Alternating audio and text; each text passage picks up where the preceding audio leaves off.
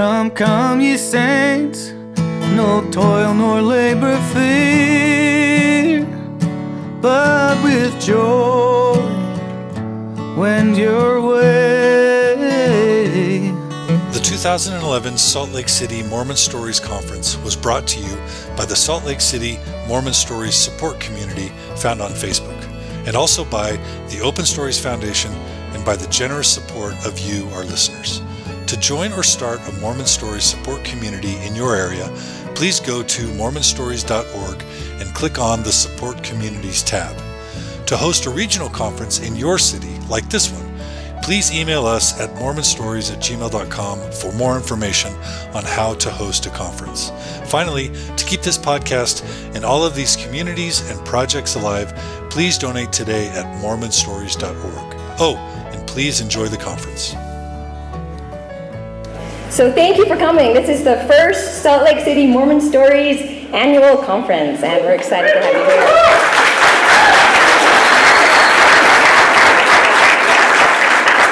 Before we start, though, special thanks need to go to Jared and Katrina Anderson for putting this entire thing together.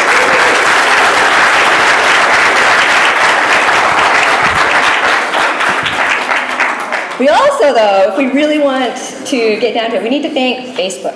Kind of a funny thing to think, but it wasn't too long ago that I actually met Jared and Katrina on a Facebook group called MO 2.0, and I don't know them very well yet, but it's coming along. We had a great picnic yesterday, and it was fun to see so many of you there, and I hope that we can have many more events like this in the future.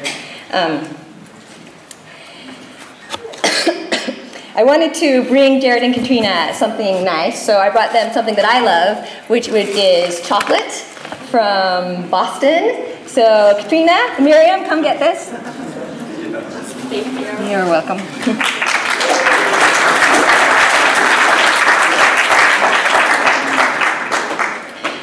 As most of you know, Mormon Stories met together for our first ever conference in New York City not too long ago. And John planned, coordinated, he did everything for the entire event all by himself. Of course, he was also at the time trying to go to school, be a husband and father, do the podcasts, he's got everything. And by the end of the conference, John was beat. So we were sitting together at Planet Hollywood in Times Square and discussing how great it was that we had been able to get a community of people together and to enjoy that face-to-face contact that we don't get online. And we don't really get, it's wonderful to have Facebook, but we don't really get what we need as far as human interaction there. So as we were brainstorming, we came up with an idea of putting together some regional Facebook podcast groups.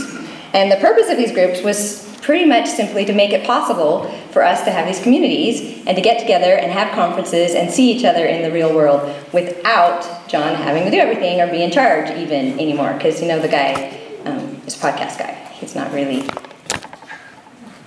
doesn't need to be in front and doing everything by himself. So thank you to John for everything that you've done, but we hope from now on we can make this a community thing and an us thing and an everyone involved thing. So let's give John a round of applause.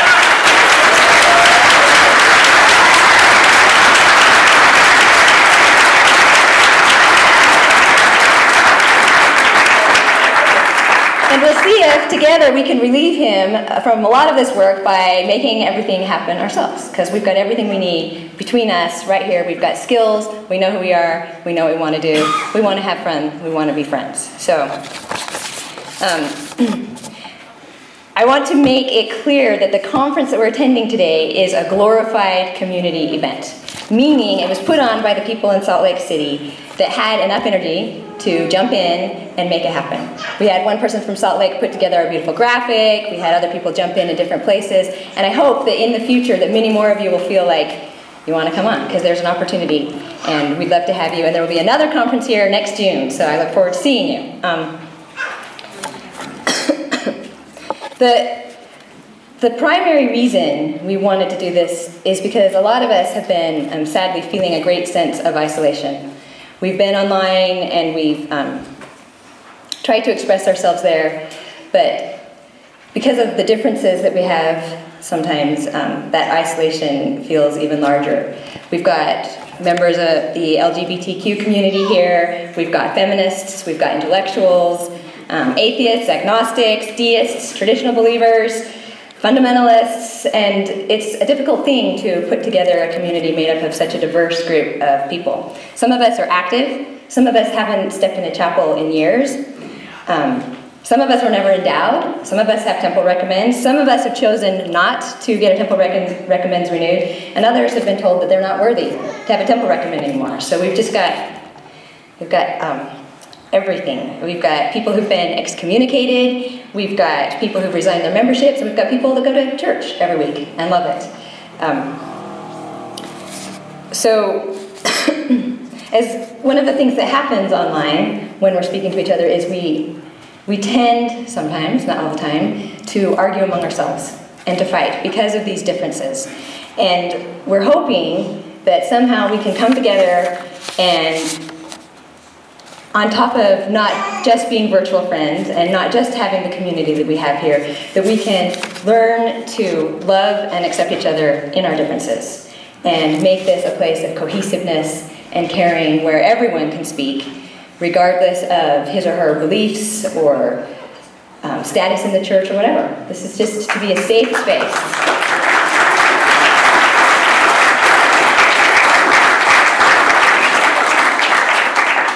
That deserves a round of applause. I'm happy about that. We, as a group, some of us, because we have such a diverse community, and we're asking people with different beliefs and different needs and whatever to get together and respect each other despite those beliefs and accept, agree to disagree and love each other within this safe realm. So a few of us decided to get together and write down some things that we do share, some ideas that we share as common values among us, just as in hopes that we know we can define perhaps who we are. But I want to really state that these shared values that we've written out are just written in a draft form. There's something that we can take and look at, and you guys could discuss. We could discuss online, we can discuss it here today, and see if it's something that we really want to accept, and also accept that these values will grow and change and continue to evolve over time, as pretty much that's what's happening on the internet at all times. Things are changing and evolving, and we're discussing, and we're improving. So let's do it. But let me present them in draft form to you, what we came up with, and you can see what you think. Number 1, we choose to self-identify as Mormons. We claim this identity based on our genealogies, upbringings, beliefs, relationships, and other life experiences.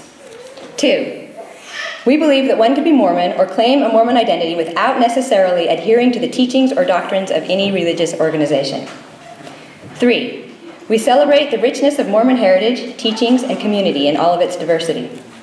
4, we seek spaces where we as Mormons can live lives of intellectual and spiritual integrity, individual conscience, and personal dignity. 5, we acknowledge and honor different spiritual paths and modes of religious or non-religious truth-seeking. We respect the convictions of those who subscribe to ideas and beliefs that are we respect the convictions of those who subscribe to ideas and beliefs that differ from our own. 6, we recognize the confusion, distress, emotional trauma, and social ostracism that often accompany personal faith crises. We seek constructive ways of helping and supporting those experiencing such crises, regardless of their ultimate decisions regarding church affiliation or activity. 7, we affirm the inherent and equal worth of all human beings. We seek spaces where Mormons and all people can interact as equals, regardless of race, gender, or sexual orientation. In this spirit of egalitarianism, we prefer non-authoritarian and non-hierarchical means of organization and affiliation. So, our conference today then will again will be an attempt to celebrate this community and to celebrate both our differences that we have and we share, and also, hopefully, some shared values that we can enjoy and love and learn to grow with. One thing that happens when we get together as a group like this is we realize that when it's time for prayer, that we have different people who have different ways of praying. And we recognize that we can't really have one standard, we can't necessarily have one standard correlated way of praying if we've got such a diverse group of people in here. So the way we've decided to deal with this is to keep in mind that the way any one of us prays is fine. we each may have our own way of praying, but that we can all respect one another's ways of praying and expressing themselves and enjoy that. And it may be different than our own, but there's nothing wrong with that. So we will begin today with a prayer, and it will be given by Randall Graham. So, Randall.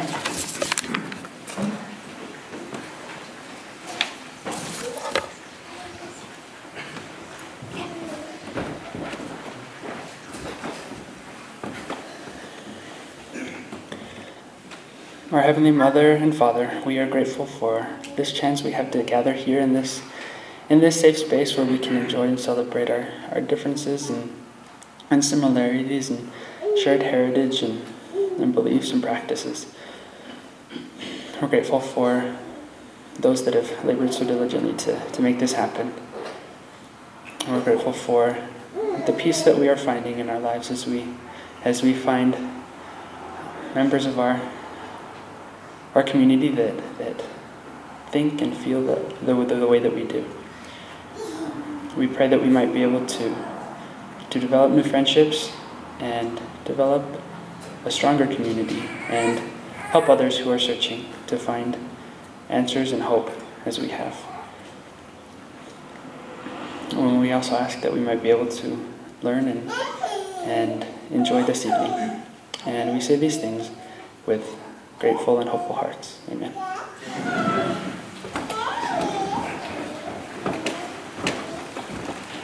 Thanks, Randall. Since we started with the prayer, I'd like to address a question that's come up quite a lot. And that's the question as to whether or not we're starting a new church. And the answer is no. Please, no. We have a church. Some of us have a church. Some of us don't have a church. Some people use other denominations. This is a group of people getting together and enjoying the love and cohesiveness that we can find. So it's just really important, to me at least. Not starting a church, okay? Just no. After the performance, Katrina will be standing up to introduce our lovely Carol Lynn Pearson. It is truly an honor to be able to introduce our first speaker today, one of my personal heroes, Carolyn Carson. If not for her, I probably wouldn't even be at this conference today. A year ago, I read her beloved play, Mother of the Morning, and it changed my life. Literally, it changed the way I viewed the world. I realized that for 27 years, I had been living in a motherless house. As Carolyn says in her introduction to the play, not only is our society a man's world, God's world is a man's world too. The heavenly beings we sing praise to are all male. Every prayer we utter is to a male, and through a male, God's prophets, ancient and modern, are all male. Every prayer why had I never realized how damaging this was as a woman before? Why had I never reached out to my heavenly mother? Carolyn's words woke me up to how much I missed my divine mother. Shortly after reading her play, I found her interview on Mormon Stories. And after many hours of listening, not just to her Mormon story, but to many, many others, we are here today. So thank you, Carolyn, for helping me and my husband also discover this truly remarkable community of saints that we are with today. Ooh, okay. Now back to Carolyn. She is a native of Utah from Pioneer Stock. She graduated from Brigham Young University with an MA in theater. She taught at Snow College and BYU, and then went on to write educational and religious screenplays for the Church Motion Picture Studio. While performing in a university play, she met and fell in love with Gerald Pearson, who Carolyn has described as a shining, blonde, enthusiastic young man, who in turn fell in love with Carolyn and her poems. It was Gerald who, when Salt Lake City publishers didn't want to publish Carolyn's poems, decided to publish them himself. Carolyn's first book of poetry, called Beginnings, was published by her husband and sold more than 150,000 copies before they gave it over to Doubleday and then to Bookcraft. But as the title said, it was just the beginning. Carolyn went on to write more than 40 other books and plays, including the beautiful memoir about her life with a homosexual husband, Goodbye, I Love You. In the years since Gerald's death of AIDS, Carolyn has been a tireless advocate for our LGBT brothers and sisters. In 2007, she published No More Goodbyes, Circling the Wagon Around Our Gay Loved Ones. It is a call to lovingly include our gay and lesbian brothers and sisters in our families and congregations. Carolyn has devoted much of her life advocating for those considered other, especially women and gays, and championing for inclusiveness in the church. Carolyn is a poet, a mother, author, advocate, grandmother, playwright, philosopher, friend, and a true 21st century Mormon pioneer. Please join me in welcoming her today.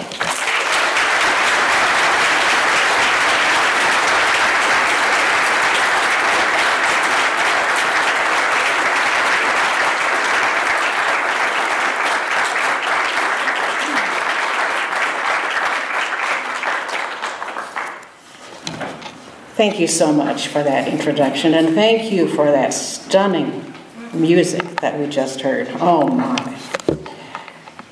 And John and others, thank you for the time and energy you've put into creating this event, and thank you for allowing me my half hour up here at my rammy-ump-tum.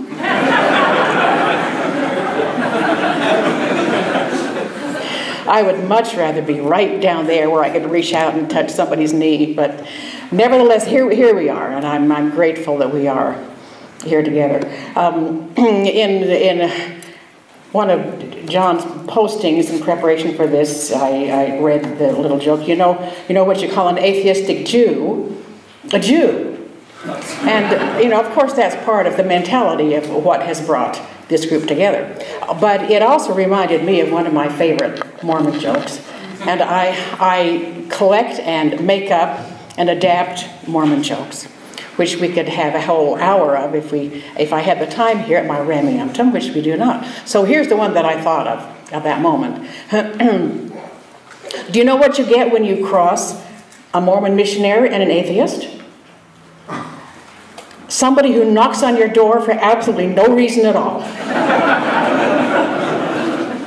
And speaking of Mormon missionaries, are you as excited as I am to watch the Tonys tomorrow night?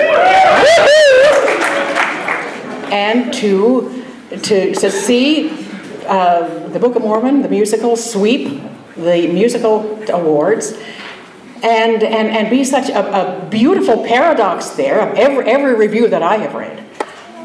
Said that it really makes the Mormons look really good. And I think we should just make everybody look really good.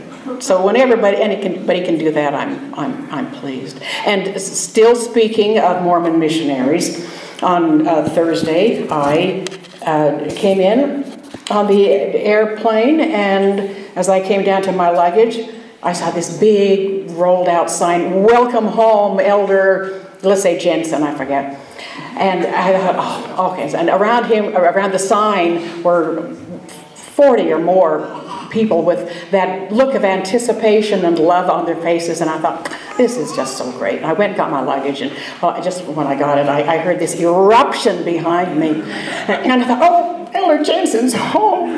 So I wheeled my luggage back over there so I could see, and here they all were, so excited. And sure enough, here in his wonderful suit and his missionary tag was Elder Jensen, and he was just shining and so delighted to be home and smiling, and everybody was hugging him. And, well, one of my thoughts was, oh, I hope this sweet young man is not gay. But I hope, whatever it is, he's able to work out a beautiful life.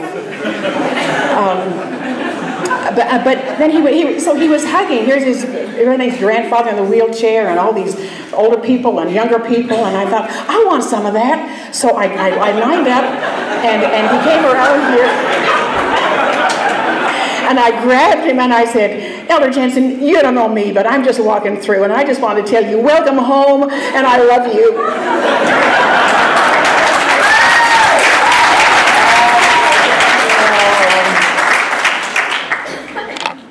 Well, I have chosen to speak today about no more us and them.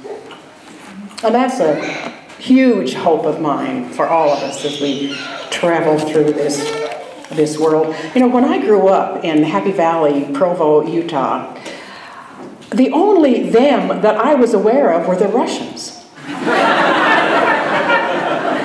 Honestly. I knew who we were, and we were, you know, but that was the only strange, scary otherness that I was aware of. And now, I mean, we've got otherness everywhere. It depends on which station you get your news from, that if you're us or them. Or there's nothing you can look at politically or internationally that doesn't show the extraordinary deep lines that have been drawn all over the place between us and them. And it is my belief and my hope that this group is here primarily to erase some of the lines between us and them, whoever that us or them might be. A favorite quote of mine, in fact, that I chose to put in this book that was mentioned, No More Goodbyes. In fact, while I'm holding this book, because I'll forget, let me mention that out there on the book table, there's a whole bunch of these, and I marked them down from 15 to 10 bucks. So any of you who want, I was waylaid in the ladies' room a minute ago by a young woman who said, you know, my family has this book, and it turned my father 180 degrees around about his gay son. I get that information all the time, which you can imagine, nothing thrills me more. So those of you who need this book and have 10 bucks, put it in the little blue box. If you don't have 10 bucks, take one of these books. Because whether you have it or not, if you need this book for yourself or somebody in your life, I want you to have it. And I mean it. Just pick it up and take it if you don't have the 10 bucks.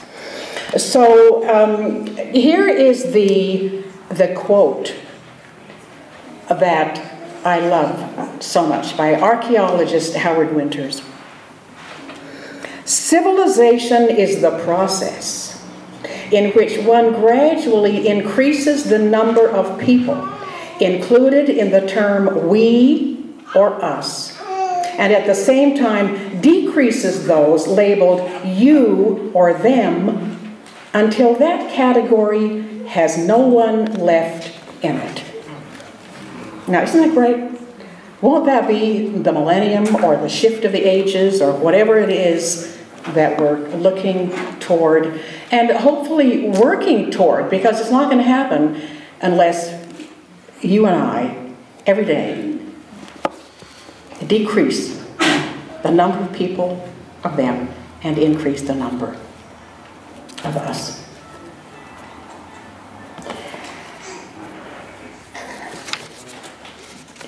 In my stake, which is the Oakland stake, I live in Walnut Creek, California.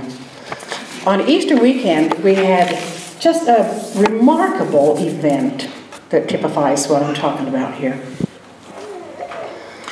My stake president, who is one of the most splendid people on the planet, some months ago approached Bishop Cordelleone, who's not a Mormon bishop, but yes, a Catholic bishop of the diocese there in Oakland, and said, would you like to join the Mormons in creating the largest church-organized blood drive for the Red Cross that's ever happened? And Bishop Cordelleone said, yes, I would. So we have been working on that, and next month, July, will be this huge ongoing push for Mormons and Catholics and whoever else wants to join to bring everybody in, because this is traditionally the month when the Red Cross runs out of blood. So we had the kickoff of that on Easter weekend of some programs featuring music, chorus and orchestra by the Mormons. Mormons do music so well, don't they? This was presented on the Mormon property at the Interstate Center by the temple, and then at the Cathedral of the Light in Oakland, and with my stake president greeting and the Red Cross head greeting, and on one of the occasions, our regional representative greeting, and Bishop Cordelleone of the Catholics greeting, and most lovely for me, I got to participate, as my stake president had asked me to read a poem of mine that demonstrates the importance of giving blood. So I got to get up there with all of these wonderful people and give this little poem called Giving. I love giving blood. Sometimes I walk in off the street when no one has even asked and roll up my sleeve. I love watching my blood flow through the scarlet tube to fill the little bag that bears no address. I love the mystery of its destination. It runs as easily to child or woman or man, black or white, Californian or Asian, Methodist, Mormon, Catholic, or Jew. Rain does too. Rivers do. I think God does. We do not. Our suspicious egos clot on the journey from us to them. So I give blood to practice flowing, never knowing where it's going, and glad. Now, sometimes it is easier for us to erase the lines between us as Mormons and those that we at least used to identify as the great and abominable church. Sometimes it seems to be a little easier, perhaps, to make that kind of dramatic erasure than it is to erase the lines between the people that have already been enumerated today: the Orthodox Mormons, the questioning Mormons, the Jack Mormons, the excommunicated Mormons, the whatever else label there might possibly be for where you might be sitting in your own heart just now. And also, can you imagine that within 20 seconds in so many families, when a child tells the parents that he or she is gay, there is suddenly this remarkable, terrible thing that happens where this loved child suddenly becomes not us, but them. Well, we have so many terrible opportunities for them to stay them or for us to become them. And the consciousness of the globe at this moment, though so many things seem to be working against it. I mean, the Arab Spring, as we call it, I think is working toward no more us and them, as a lot of things that appear to be, well, and are really scary. But I wrote a poem once that I have to remember frequently, that all pain can be labor pain. And I'm hopeful that for everyone here who is experiencing pain because of the kinds of things that we're talking about here today, that might bring a birth of some better thing. And there's, for us as individuals, there's only so much that we personally can do, because a lot of it is in the hands of those above us in the organization that we're talking about. And I believe that there are a lot of leaders in the Mormon Church who are wanting very much, as is the name of the talk that my own stake president gave. Now, because I am speaking so highly of my stake president, I don't want anyone here to think that he ought to be suspect in any way whatsoever. He is 100% devoted to the work of the church, as are the other members of the stake presidency. Last fall, he gave a talk in stake conference called Enlarging the Tent of Zion. And I have also seen that phrase in some of the emails and the posts that have been going on around this particular activity. And I'm going to read to you just a couple of paragraphs from his talk, which I think you will find very warming and encouraging.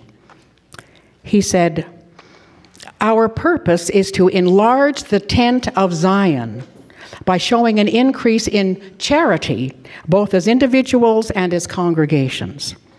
In short, Jesus challenged his disciples to, quote, enlarge the tent of Zion, so that it was big enough to cover literally everyone who had a desire to accept the good news. Several years ago, a set of full-time missionaries introduced me to a lovely lady whom they had been teaching for months. She attended church services regularly here on Temple Hill, but she was making no progress toward baptism. During our visit, this lady told me this. Look, I love to come up to the temple grounds and join in singing the hymns, and I enjoy the friendship of the worshipers. I also appreciate the special spirit of love the missionaries bring into my home. But honestly, I don't believe a word they say about Joseph Smith or the Book of Mormon. Of course, I respect those who do, and I would never say or do anything disrespectful or disruptive. The end of her quote. And now my stake president goes on. Is the tent of the Oakland stake large enough to cover this lady and others like her? Yes, of course. The church is not just for committed members, because charity seeketh not her own. He gave two other specific examples of people for whom, yes, our stake will be large enough to cover these people as well. Now, yes, you can all move to my stake if you want to. Or you can, in your own way, encourage by your own conversation with, a letter that you might write, however you might want to approach. Well, you know, we all have our own intuition or our spiritual gifts that help us figure out what is our calling in terms of who and when and where we might say something that would be useful. And you don't have to wait around for me or for your stake president or for anybody else to invite you to have the kind of conversation that would be your contribution to enlarging the tent of Zion.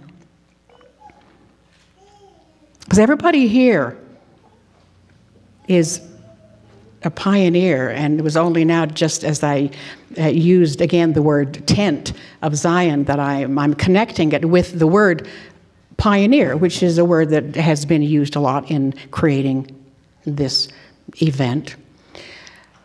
And as I was thinking through some of the things that I wanted to say, I remembered, and one of my books out there is a book that used to be called Consider the Butterfly. It is now in paperback titled Embracing Coincidence. And it tells 44 personal synchronicity stories of mine. This is one of my spiritual touchstones, or the synchronicities that almost daily crop up in my life. And these, for all of us, can be little special delivery messages from the universe, from God, like a dream can be that is designed for us, to give us something important and very personal to think about. So I was remembering a synchronicity from a long time ago, and thanks to word search, I found that it happened in 2002, and I knew already that it was on July the 24th. So this is what I wrote down in my diary, that I happened to be in Utah for some other reason, I don't remember what, and I had made the decision that I didn't want to do any of the 24th of July celebration things. I didn't want to watch the parade, so I decided to just go up and spend the day and then the night with a cousin of mine whose name is Cindy, in her home up the canyon. So I was up there, and Cindy wrote out for me, because I wanted to go for a walk. She said, okay, here are some good little walking trails that I use.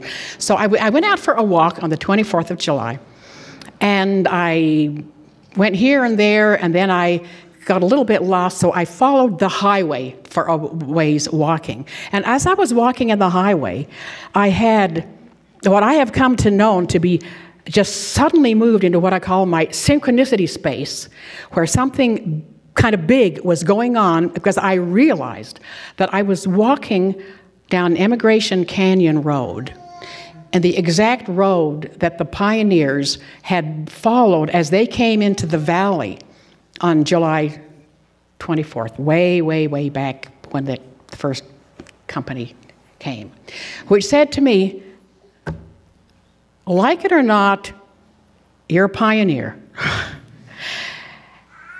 And actually, I do like it that I am a pioneer. I did come here, I came to this world with women's issues, and then I married into gay issues. And I have had a wonderful opportunity to be a pioneer on both of those paths, which of course are not entirely different. And those of you who have listened to all 5 hours of John talking to me, I cannot believe anybody would do that. I mean,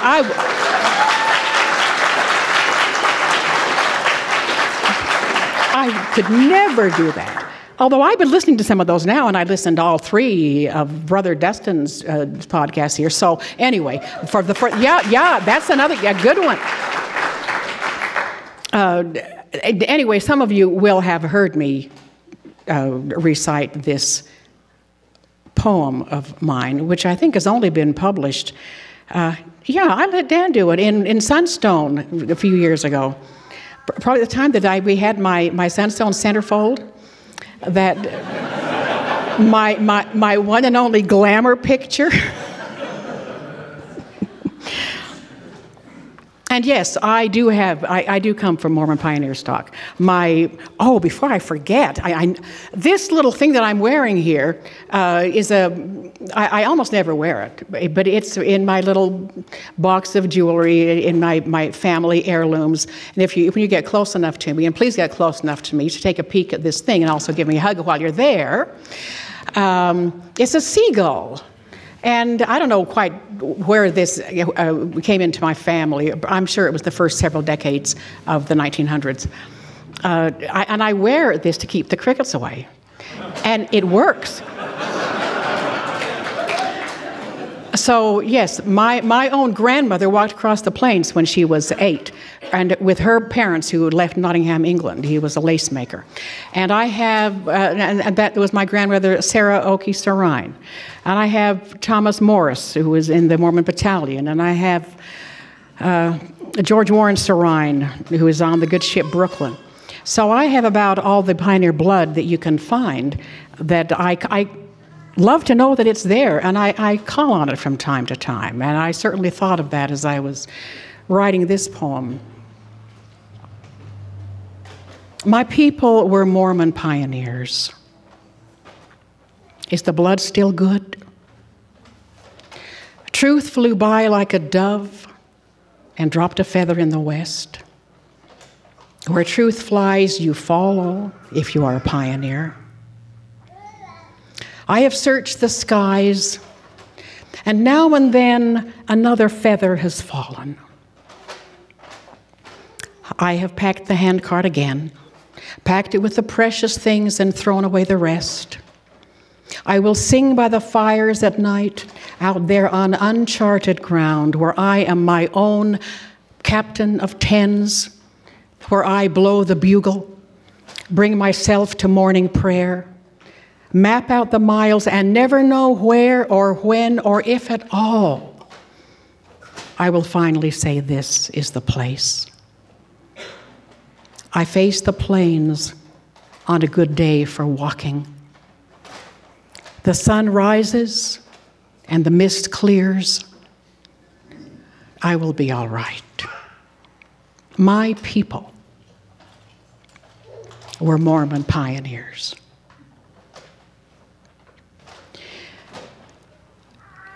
And I'm believing that everybody in this hall has something of the pioneer calling.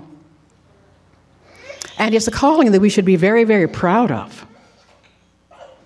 There are ways in which our forefathers and foremothers came and established themselves in this valley and then said, whew, glad that's done. Glad the pioneering's done. To Orthodox Mormons, unorthodox Mormons should be constantly thinking, what's my next pioneering step? Where do we go now? And it's my belief that everybody here has some experience or some desire toward that.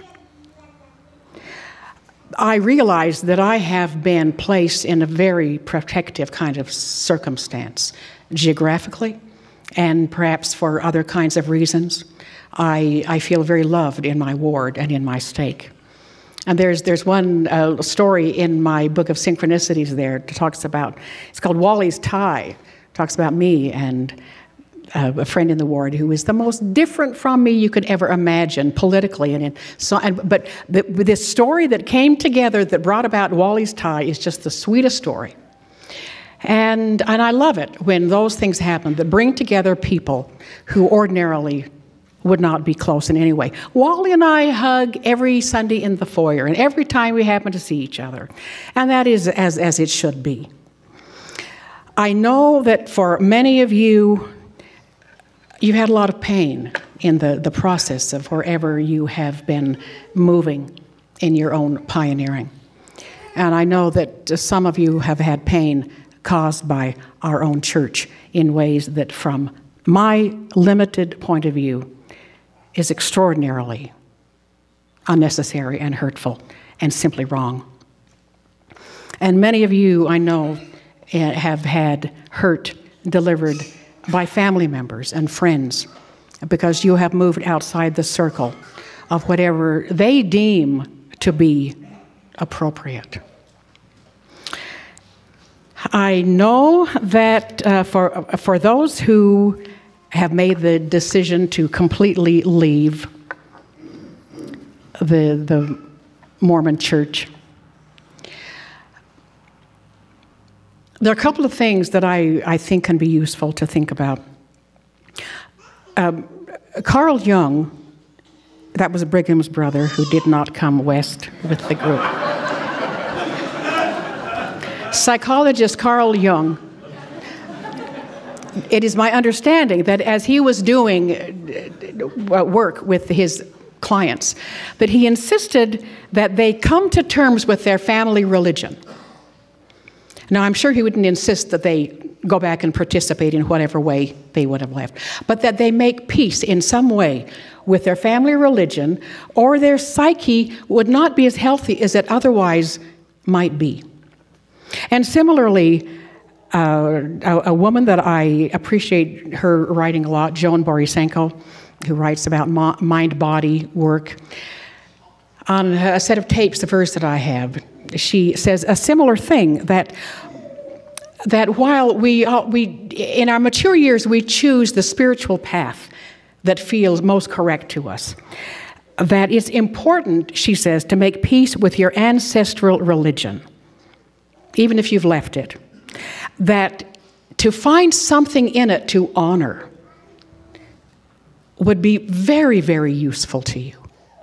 So as we repack our handcart, and I think the phrase that I used in that poem was, I packed it with the precious things and thrown away the rest. It's a great sadness to me when people who are or have been Mormon throw away the precious things that we have, that have made us who we are. And a lot of the things that I kind of like about myself, I cannot say, well, I'm this in spite of being a Mormon. I know that a lot of the things I like are because of being a Mormon. And so walking this sometimes difficult path to say what is really serving me and what is not, let us not make the mistake of throwing out things that could be really useful. And Joan Borisenko suggested, as a Jew, she has chosen certain kinds of observances that she reframes in her mind and makes use of them in her life. And maybe somebody who does not feel that they any longer can be within the Mormon community specifically might be able to say, well, as I say, I think the visiting teaching program and the home teaching program, I think, are genius ideas. last Sunday in Relief Society, we had a lesson to which I had no objection whatsoever. And occasionally, I mean, the sisters love it when I raise my hand and offer a second opinion on this or that or the other. Right now, my visiting teaching list consists of the 3 that's been assigned to me and 4 that I have assigned to me. 4 people that I have told, you can count on hearing from me the first Sunday of the month. One is a schizophrenic gay man in Denver who, well, never mind about the difficulties that he has. And 2 are people close in my family who have health challenges that I can give them the exact encouragement that they need. And so there are, you could do that. I mean, anybody here who, and if your calling is to be a former Mormon, and you know that that is your calling, everybody here will or ought to support that. It might be also a useful thing for you to be able to say, you know what? I'm going to be able to create my own calling now. I know Brother Dustin here said he's not accepting callings at this moment. He's creating his own callings.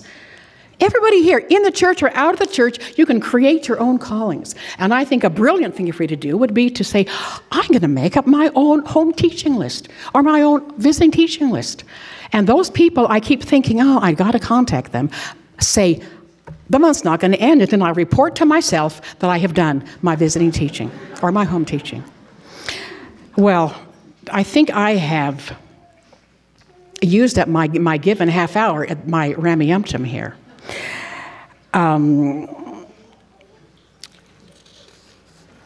One other, well, maybe the final thing that everyone here can do. You know, the presidency of the church, the quorum of the 12, your stake presidency, your bishopric, they all have things that they can and may or may not do to assist in minimizing the us and the them in the kinds of ways that we have been talking about here. There's one thing that all of us can do, and this is one, when I receive, as I do, so many emails from LDS gay people, especially gay men, who are in a lot of distress and who feel so, and many of them have wonderful stories of how their families have given them absolute support. And even, I got one last week, my BYU bishop has given me the best support. My BYU counselor has given me the best support I could possibly imagine, no matter what decisions I make around this. That's wonderful. There are those who don't get that kind of support. And so I find myself often in an email reply to, for example, a young gay man who's saying, I don't think I can even go home for Christmas. And I write back and say, hey, you go home for Christmas, and you be the most shining person that they remember ever since you were 8 years old, maybe. You stun them by being the most beautiful person that they could ever imagine. It'll surprise them. Maybe because they have an idea of that maybe now you're not going to be as shining as they want you to be. Go ahead and surprise them.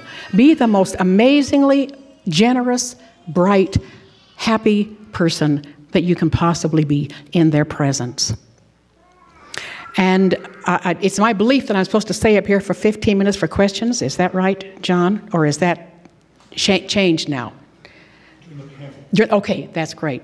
So I will conclude then with a little tiny verse that is not mine. You've heard this 100 times. And yes, it is absolutely a cliche. It is also absolutely true. William Markham. They drew a circle that shut me out.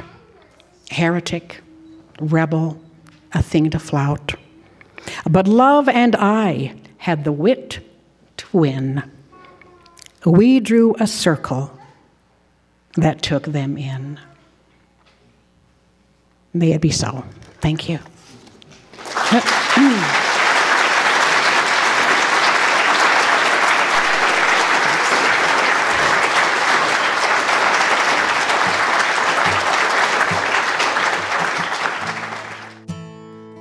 Thank you for joining us today on Mormon Stories.